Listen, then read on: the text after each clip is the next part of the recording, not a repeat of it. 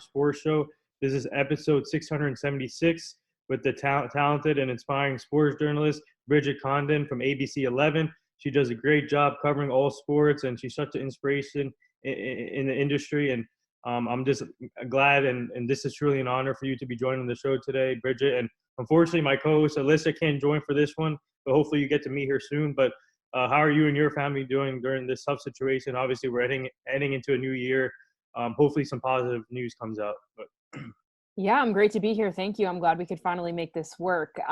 Excited for 2021. I think 2020 was a year of growth and learning for everybody. Obviously a very hard year, but definitely a year that put things in perspective. So I'm excited for 2021 and all the possibilities. And it's great to see the vaccinations roll out and, one step towards, eventually, hopefully being on the other side of this thing. Yeah. So before we get into your career, I have the Girl Dad shirt on today, so I just want to ask you. I always ask a Kobe question towards the end with all my guests, but I need to ask you: have you interacted throughout your years with Kobe as a reporter, or have you got to interview him, or what memory do you have of him and his daughter? Yeah, I never have interviewed him.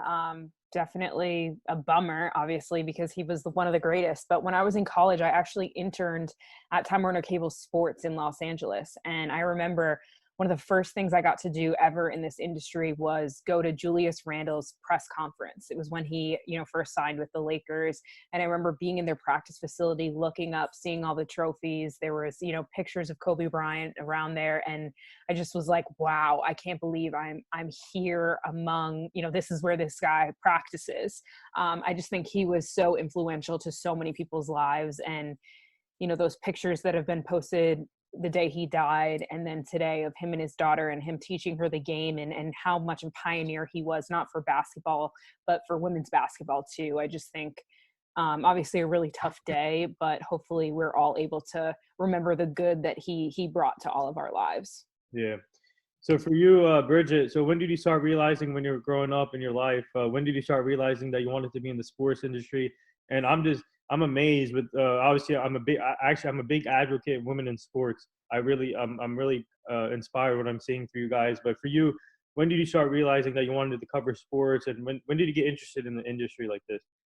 Yeah, so I grew up in Boston, outside of Boston, and obviously New England is a huge sports city. If you don't like sports, you got to figure something else to do because that's like a topic of conversation no matter how old you are, what your gender is, or what you have going on. So when I grew up, I played all kinds of sports. I played, soccer when I was little, softball, and then high school I did field hockey and lacrosse and ran track.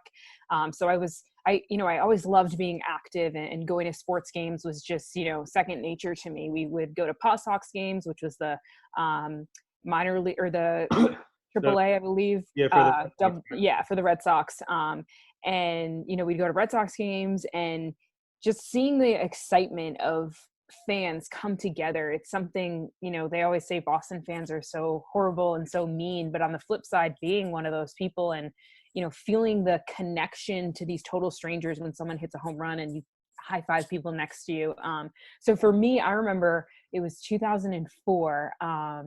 I was in 5th or 6th grade, I believe. And it was, the Red Sox had that long drought of winning a World Series. And we actually went to the ALCS game between the Red Sox and the Yankees, game 4, when the Red Sox were down 3-0. And they ended up winning. And I just remember walking back with my family to our car, like people were in the street screaming, cheering, high-fiving. I was staying up late on a school night, and it was just like so much energy. And that obviously lasted throughout the World Series and, going to the parade that year. And it was just, to me, sports is a place where people of all religions, ethnicities, backgrounds, ages come together, and one team can really bond people with completely different upbringings. And that's my favorite thing about it. So as I got older, I kind of didn't know that this could be something, you watch TV, you see people on ESPN and you're like, wow, that's cool. But you never think like you could actually be in that profession as well. So it wasn't until college when I got into the media art and design school at James Madison, where I went to college. and started taking some classes and talking to professors who had worked in the industry and kind of seeing this opportunity come closer and closer. And then with internships, in Los Angeles after that summer, that's when I was like, okay, I'm 100% doing this. Like, how do I, make this a possibility? And I did some, I worked at James Madison my senior year in the fall and in the winter with football and basketball, sideline reporting and doing pregame shows and getting those reps, being able to build a resume to then land my first job in TV outside once I graduated college. And so that's kind of a long-winded answer, but there is just something about sports that is so interesting to me. I think the fact that no 2 days of work are the same. You never know what you're going to be doing. You never know who you're going to be interviewing. And it's just so cool to me that I get to meet all of these different people and interview so many different people. I just feel like I'm constantly learning and constantly, evolving as a person. Yeah, and I really believe that you're one of the best out there when it comes to reporting. And so I'm a Yankee fan, so that was tough on us in '04. But you're still a Red Sox fan, or? Yeah, it's definitely gotten harder, when you're in the industry, especially, I'm in North Carolina, and there are so many teams that I have to pay attention to as a reporter down here, especially because, I'm not a beat reporter. We cover many different colleges, many different pro teams, different leagues. So it is hard, I will say, to like follow as much as I used to when I was just, a kid growing up. But yeah, definitely still a Red Sox fan. So, who is that one person that you look up to while growing up in the sports industry, and what advice have you gotten throughout your years as a reporter? So my biggest mentor has been Lindsay Zarniak. She was an anchor for ESPN. Yeah. She now is a sideline reporter for the NFL with Fox. Yep. She actually went to James Madison, where I went to school. And it's funny, when I was a senior trying to figure out what am I going to do when I graduate, how am I going to land a job, my teacher, my journalism teacher, actually was her teacher when she was in school. And so she recommended, she was like, let me reach out to Lindsay and see if she'd be interested in connecting with you. She might be a good person to talk to, obviously, because she's, had an amazing career. So I got connected with her my senior year. I'll never forget walking around campus on the phone with her, and I was like shaking, so scared to, talk to her, because to me, she was someone I looked up to. She was this idol. She was, everything that I wanted to be. And now, our relationship has evolved over the past 5 years, and she is still that person that I look up to. I think she is so good at what she does, because I think she is so real, and she connects to her viewers and fans and interviewees. She is also really good at, guiding me and offering me advice. And I think one of the biggest things, like I said, I've learned from her is just how much being genuine, how far that can take you. Right. So I want to talk to you about your soccer career and softball career. So what did you bring to the as a soccer player, softball player, and did you have any nicknames on the field? What did they call you? So I played soccer and softball growing up, but my two main sports really were field hockey and lacrosse. Okay. That's what I, played in high school. Nicknames, I don't think I had any nicknames though. One, I remember one game, it was senior year for field hockey, and we were taking a health class. And I don't know if you guys had this in your high school, but in health, they would either give you like a pregnant belly that you would put on to like imitate what it would feel like to be pregnant, or you would have a baby and you would have to, like, the baby would like alarm and like cry every so often, and you had to attend to it. There were certain keys that you'd put in, like food key, like sleep key, whatever. And it was a 24-hour project. And I remember we had a game that night, and I had to bring the baby with me, or else I was going to fail the class. Oh, no. So the baby was like over on the sideline, crying during the game. And that was something that people never let me forget about. Wow. I don't think there was a specific like nickname for that. That's crazy. So take me back to your first opportunity when you were covering these games, and what was it like for you at first? Were you like nervous when you got to cover your first game, and what was the process like?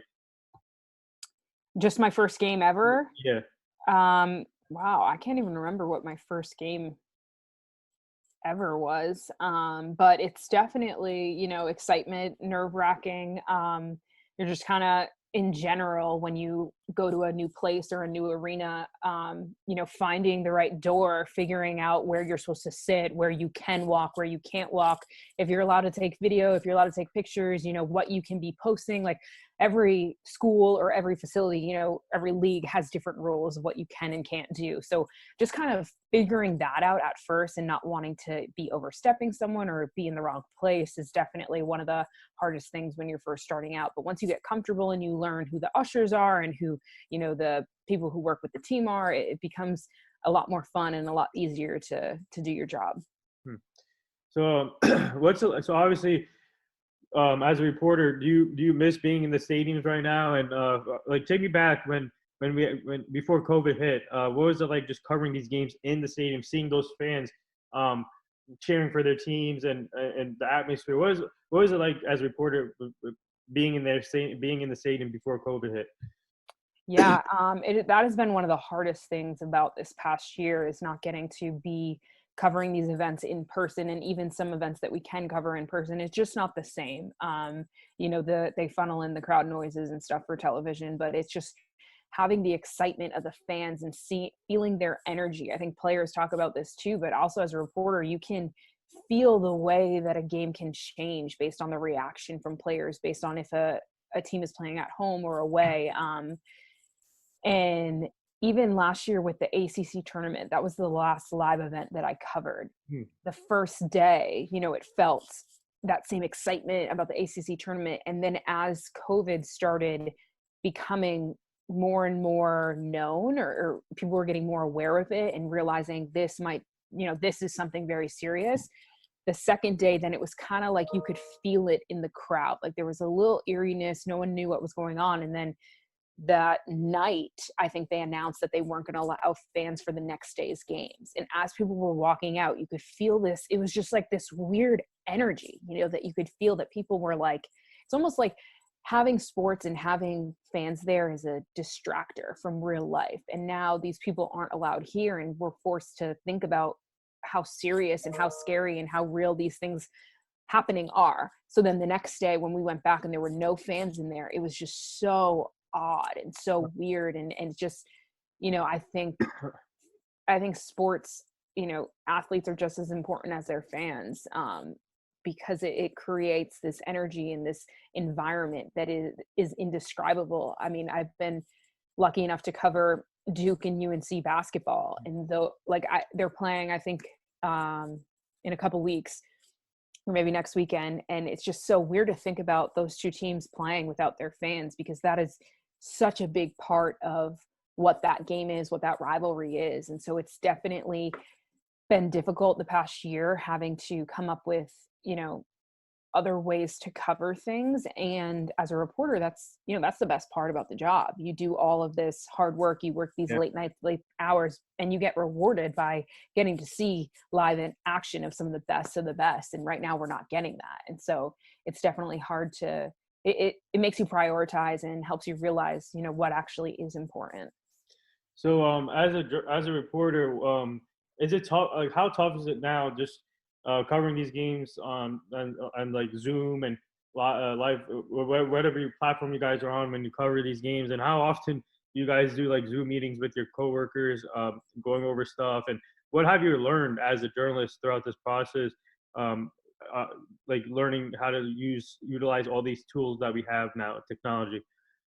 Yeah, I think for our industry, it hasn't been as big a learning curve as maybe, other industries who never dealt with technology or never dealt with video, because, in my industry, we're using video every day. So it wasn't that much of an adjustment learning how to do it. It's definitely the in-person, face-to-face interaction that has been difficult. After a game in professional sports and even, some college basketball, you're allowed to go into the locker room. And at that point, there's probably, in an NFL locker room, there's 30 guys available, and you can walk up and interview whoever you want at whatever time you want.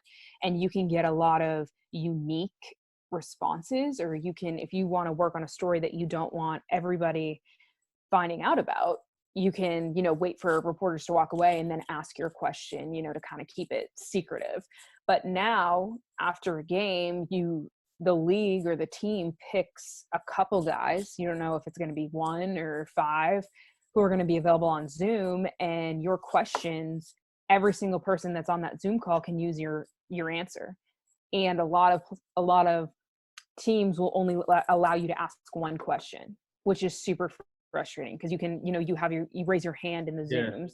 And if you don't get called on, there are times where it's like, oh, I have this really pressing question for this person, or I need this answered for my story, because we're all writing different stories. Not everyone, there'd be no point if we're all writing the same story. So we all have different points of view or perspectives, or we need different information. So if you don't get called on, there's nothing you can do about it. Whereas if you go into a locker room after a game, you can get tons of sound. You can go up, you can ask players multiple questions, you can ask multiple players questions. So that, I think, has been the most challenging, figuring out ways to still be an individual reporter and not just be, posting about the same thing that everyone else is, because we're all getting the same answers, and figuring out ways to still be creative in this, very generic form of reporting. So, so what's it like though? Like going into these these conferences, and obviously you just said you get only one question to ask, and like how hard is it, like sometimes when people are trying to gather their questions? For you, what's your process like going through that situation for yourself? Like figuring out what questions to ask? Yeah. It just really depends on the situation. If it's after a game, to me, it's, you listen to, and sometimes a question I was going to ask, someone else asks. So you obviously don't ask the same question.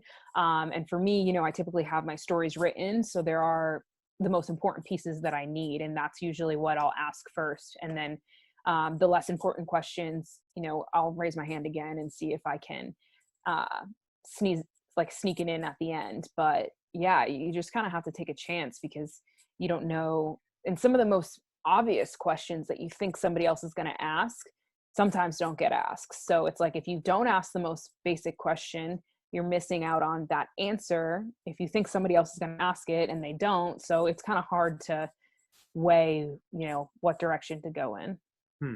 So what has your experience been so far being in North Carolina, covering these teams like the UNC basketball team, even Panthers you cover sometimes, and then you have the Hornets there, the hockey team. So what's the experience been just covering these teams in North Carolina? Yeah, so we cover UNC, Duke, NC State, and NC Central football and basketball, and then we do cover the Hurricanes and the Panthers. We don't cover the Hornets. Yeah. It's been great. I mean, every team has their own uniqueness about it, and every team obviously has their own media relations people that you deal with, which have, their own ways of doing things. But, getting to cover some of the best college basketball coaches ever in Mike Krzyzewski and Roy Williams has been an honor. And, just getting to be a part of that. And even, with Kevin Keatts at NC State, he's a young coach, but he's really, I think he's going to be someone that we're going to look back on and realize he's been a huge change maker in our society. So it's great, because every team, every coach, every person is different. And so you get different things with each team, and you have the opportunity to cover so many things, which, you're never bored. So obviously the hockey team didn't start their season yet. So did they give you any updates when they're going to start it because of the COVID situation? No, they actually did start their season. Oh, they did start. Yeah, they've played 3 games, and then they're playing again Thursday. They had practice this morning. Okay. Yeah. So so obviously these teams, some of these teams, it's kind of tough for them, obviously with the COVID. So what are the protocols for you guys, and when did they tell you that you can get back into the stadiums? Just obviously wearing masks, or did they give you any updates when you can get back into the stadium? So most places allow reporters in the stadium. Yeah, you definitely just have to wear a mask, and there are less people that are allowed, like maybe instead of all of our reporters from our station, maybe only one or two are allowed.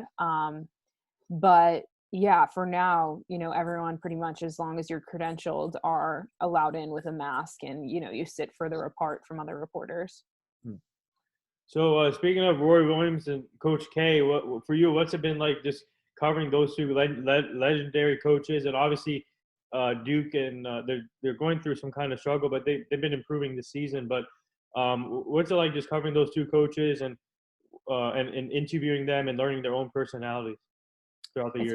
It's been awesome. It's been an honor. Like I mentioned before, they are both, some of the best coaches, but also they have been change makers in our society. It's really interesting to see the former players come back to games, and that really, I think, shows how influential they've been on players' lives and what they mean really to these guys. It's been interesting too to be covering them at the end of their career, or who knows how long they both will be there, but not when they were just starting out, or in the middle. I would say that this is towards the end of their careers, and getting to see how they've changed as coaches, what they value more, and maybe, like Roy Williams especially, he's gone through some things with last season, the team not being as good, and seeing the way his, anger and frustration kind of changes to teachable moments and things like that. It's definitely been really interesting to see them evolve, even just the past 4 years that I've covered them. So, so for you, obviously, sometimes you cover the Panthers. So what's it like? Obviously, there's another reporter out there, Caroline Frazier. So what's it like connecting with her? If you ever connected with her, and what's it like just connecting with all these reporters in the North Carolina area, and feeding off, like helping each other out? I've actually never met Caroline. I know she is I don't think she actually is the Panthers reporter anymore. I think she was 2 seasons ago, but no, because this past season, I forget what the woman's name was, but I'm pretty sure they had somebody else. But yeah, I think getting to meet different people is great. I can't speak on her because I've never met her, but getting to connect with people and bounce ideas off of them, and ask them for advice, and be able to offer that advice is always great, having fellow reporters there that you can lean on and look for. So obviously in this industry, you got to be persistent, and obviously networking, connecting with people. So we had Allie Clifton on our show 2 weeks ago, and she told me that I'm the most persistent person she ever met. But for you, what did you do to stay persistent when you were growing, when you were trying to grow in this business? What did you do? What was your process like with the persistence? Yeah, I think there's definitely a good balance of being persistent, but also being respectful to people's time. I think in this industry, you do have to stay on top of things, and you need to stay on top of yourself, because everyone is their own biggest advocate, and being able to, put yourself out there for people or for jobs, and let people know that you are, always evolving, always getting better is really important. But I think, what I've learned is sometimes when you're super persistent, where that is like emailing people all the time or bothering people all the time, it can almost be seen as disrespectful. That's what I've gathered from people in the industry, and seen as, you want people to know that you're there, but you don't want to be a hassle for them or a problem that they have to deal with.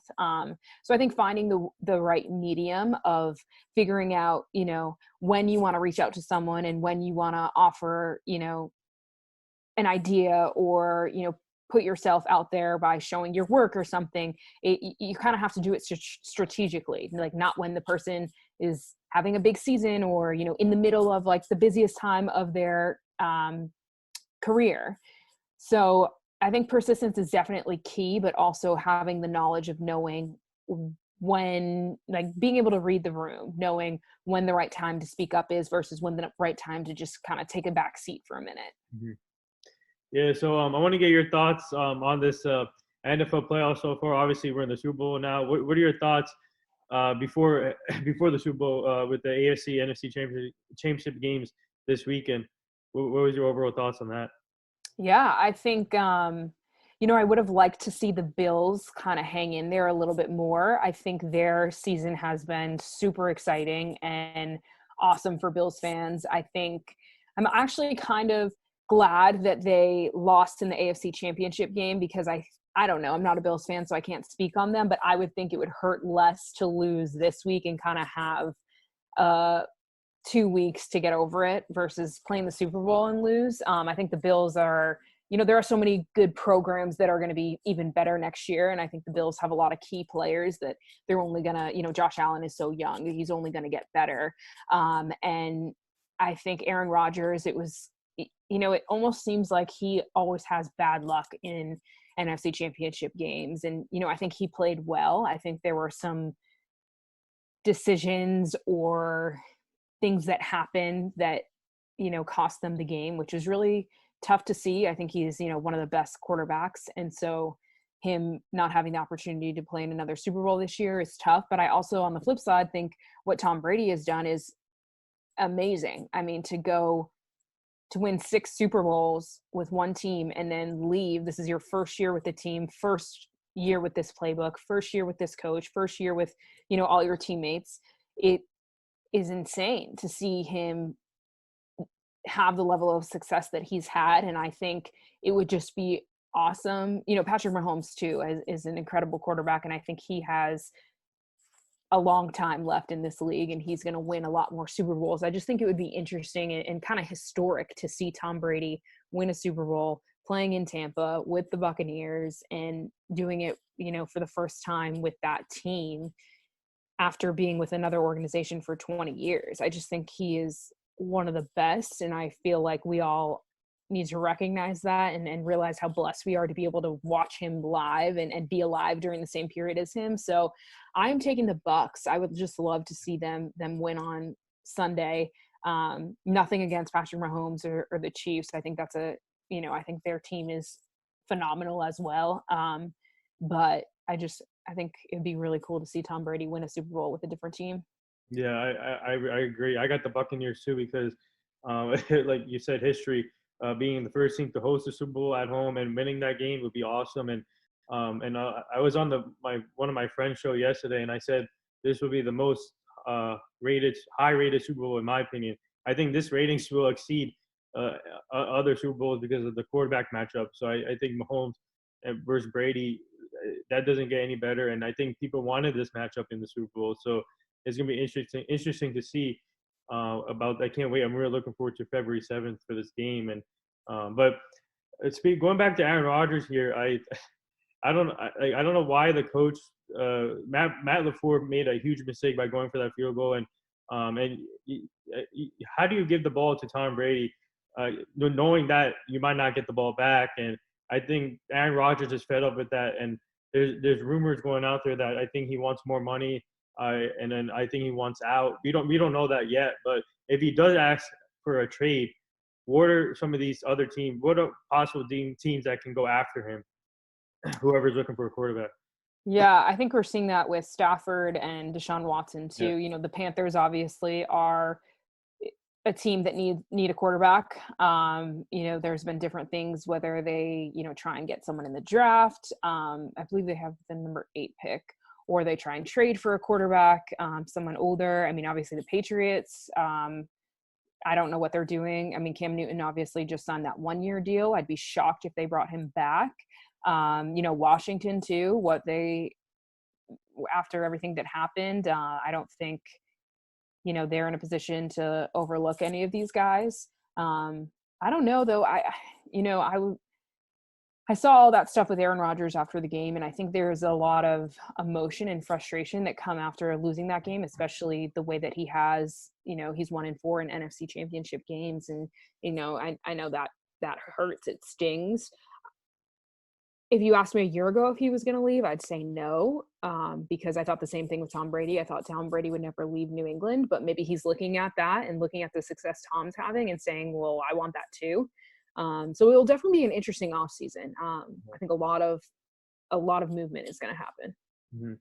So I want to get to women in sports. So for you, what's it like seeing yourself and other women having this success in the sports industry, and even having females? Actually, yesterday we got the two females reffing in the same game yesterday in the NBA for the first time, and that was amazing. And what's it like seeing Sarah Thomas now being a ref in the Super Bowl, Sarah Fuller being the first Power Five conference female kicking a field goal, and then you have Camille Harris, the first vice president. So what's it like just seeing women in sports and in general, just having more opportunities now? Yeah, I think it's a long time coming. I think a woman deserves a spot in sports just as much as a man does. I think they've been pushing for it for, since forever. I think I am in a position now that I feel so thankful to the woman who came before me and paved the way and made these things, made me being able to work in sports a possibility, because at one point it wasn't a possibility to be in locker rooms or to, cover games. That was always a man's world. So I think right now what's happening is just a long time coming. I think we're going to see this continue to evolve, and we're going to see more and more women, getting to coaching. Jennifer King just became the first Black assistant coach for Washington. She is someone I've interviewed before, and she's a great person to be the first person, because she, has all her priorities straight and is a dedicated, hardworking woman. So it's just, I think people feed off of others' energy, other women. When you see another woman doing something, it's like, oh, well, I'm going to do that too, or I want to do that too, or this person's the first in this position, well, I want to be the first in my position. And I think, it's good. I think women bring different perspective, different mindset, and different, opportunities than men. And I think it's necessary. And I'm so glad to see this happening. Yeah, I'm really happy for Jennifer King. I think she's going to do great as a coach, and what kudos to the Washington football team for doing that.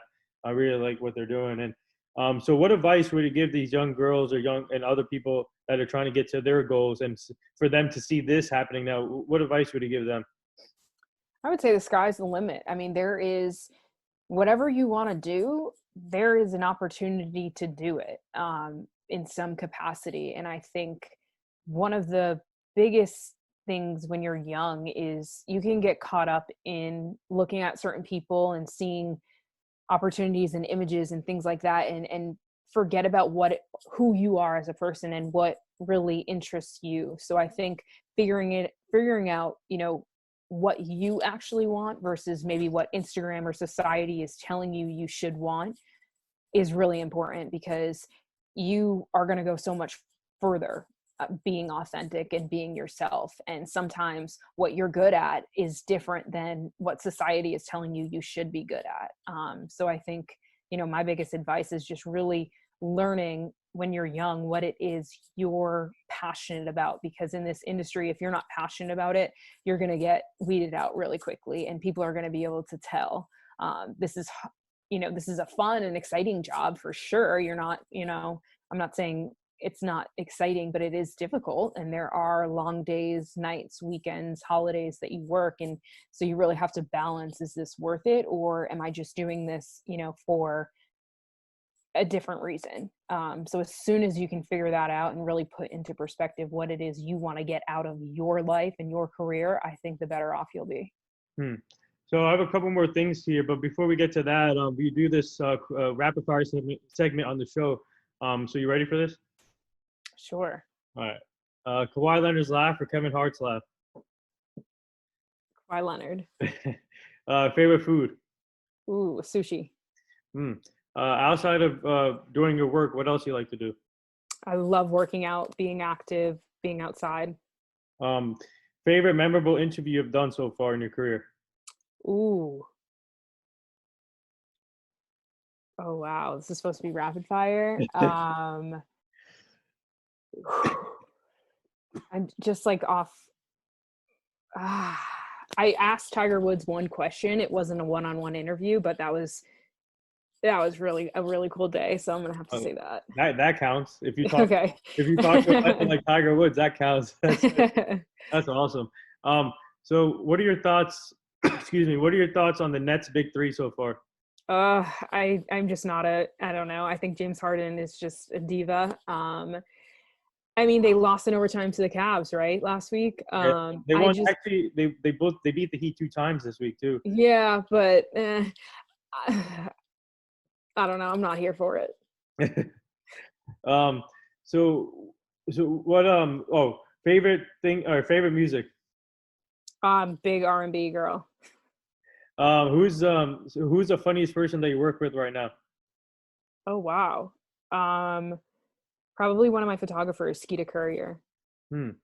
Um, so if Tom Brady wins another ring this year, do you think he'll return for another year or retire? See, that's the question we've been, talking about a lot in my household. I think he should retire if he wins a ring, but knowing Tom Brady and knowing the type of competitor he is, I feel like he's going to play until they take him off the field in a wheelchair. Like I think he is going to play until his body says no. Hmm. Wow. Um, so what was your thoughts? I don't know if you watch UFC, but what was your thoughts on the UFC fight with Conor McGregor and Dustin Poirier? I was surprised, honestly. I mean, McGregor is the best, Yeah. but it's exciting to see somebody else take the ranks. So for you, what's going to be like when people return to the stadiums, and for you and the reporters are allowed to get back into what's that going to be like, the feeling and the atmosphere, having the atmosphere back again like that? I've actually been thinking about this. I hope that we come to a day where everything's back to normal and we can go back in locker rooms. I fear that some teams might get super complacent and want to continue doing Zooms from here on out. I hope that's not the case, but if and when that day comes where we're able to go into a locker room, be at a game with thousands of fans, I think it's just going to be super emotional to realize, this has put things in perspective and made me realize how lucky I am to have these opportunities. And it's one of the reasons I love my job is that emotion that comes with sports. So I think, I'm going to be overjoyed and super excited if and when that day comes. Hmm. Um, so, so I want to bring this up here. So actually, part of the NO Hour show, we are big advocates. Obviously, this month is Human Trafficking Awareness Month, so we're part of the Hugh Jackson Foundation, and obviously he's a former coach, and they're mainly focused on this foundation, a former NFL coach, but focus on this foundation. We're part of it.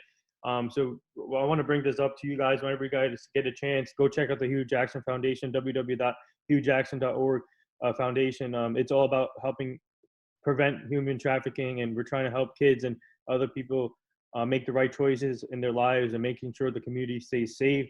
So this is a really great foundation to follow, and when you guys get a chance, please go check that out. It's really inspiring. So a couple more things here. So the last two things, this is, I've been asking this to all my guests about the late Kobe Bryant, and obviously today is a 1 year anniversary. But do you remember where you guys were you at when that news happened? Do you remember where you were at that day? Yeah, I remember exactly where I was. The USA field hockey team was actually playing at UNC. They might have been playing the Netherlands, or I forget who they were playing. And because they were in town, it was a unique experience. So we were there doing a story on it. And I remember I was standing on the fence watching the game, and I kept getting all these texts and stuff, and I checked Twitter and I was like, like it's Sunday, people are bored, people are just starting, clickbait. And then I was getting emails from work. Obviously we work for ABC, and so things were coming out confirmed, and I was just shocked. I mean, he's a superhero. You never think your superheroes are going to die. And for him to die the way he did after, the amount of lives he impacted, and the legacy that he had on the Lakers and on Los Angeles and on college NBA, even globally. Yeah. It's just, if you had asked me when and how Kobe Bryant was going to die, I would have never pictured this. It's just so tragic, and for his kids and his wife. And, it's hard sometimes to find a reason as to why things happen. And I think people are still trying to figure out how and why that happened. I don't think we'll ever have answers, but, it's just a terrible, terrible thing. And no one could have predicted that. And especially his daughter Gianna being involved, and she could have been the next WNBA star. She was UConn bound too, and she already had Kobe's fadeaway shot at 14 years old, and it's just devastating to see that happen, especially his daughter. And we just had to live his legacy, continue it, mama mentality. That's it. But the last thing here, actually, this is really important question that I end with about the nurses, doctors, and essential workers. So what was your reaction when the NFL decided to give them I think it's over 75,000 free tickets for the health workers? That's amazing. And actually, I think I'll tell you a quick story. So I think this ties into one of my shows that I had 2 weeks ago. So me and my co-host had Bryant McFadden on, the two-time Super Bowl champ from the Steelers. He brought up the idea on our show saying they should honor the healthcare workers by having them at the Super Bowl. And then we also, after that, the 2 days after that, we had Demir Smith from the NFLPA on the show. And then we brought up Bryant's idea to him. So maybe there's ties to that. I don't know. Maybe Demir's brought it up to Goodell. But what is your thoughts when that happened for the healthcare workers? Yeah, I think that's awesome. I mean, I think I'm actually working on a story on the NFL Man of the Year, and I've been interviewing different people. And one of the people I interviewed works in the league and mentioned that the NFL is a pioneer for society, and the NFL can be, it has so much power because of the fans, and it can do the right things. When players or the league does the wrong thing, everyone's criticizing and all eyes on that. But on the flip side of that, it has the ability to make change and create positive change. And so honoring healthcare workers, people who have, I can't imagine what the past year for them, I think my career has been difficult over the past year. That's nothing compared to what these people have gone through. And I think it is another way that the NFL is echoing America and echoing the voices of people who are trying to create positive change in our country and show that, we do care about people. So I think it's going to be awesome to see them there. I think it's also great that, because it's kind of difficult. How do you don't want people to get sick, but I know that all of them are vaccinated. So I think that's also, another key component that made them be able to do this. I think if there wasn't vaccinations, it would be too risky to, have people going there. But yeah, I just think the NFL, had the opportunity to take a chance, and this was a good chance for them. And it'll be awesome to see them in the stands. Yeah, they deserve a pay raise for sure. And I have a lot of friends that are nurses and doctors in the industry, and I keep telling them that some of them go to the same gym as I go to. I keep telling them, you guys deserve a pay raise, a vacation, or something like that. And I'm just amazed that they risk their lives every single day for these people, and it's just amazing. And I just want to say kudos to the NFL for doing that for them. I think this is really, I think this is this would be one of the best stories, in my opinion, throughout history with this. But there it is. That wraps up episode 676 with sports journalist Bridget Condon from ABC 11. Go follow her on all social media formats.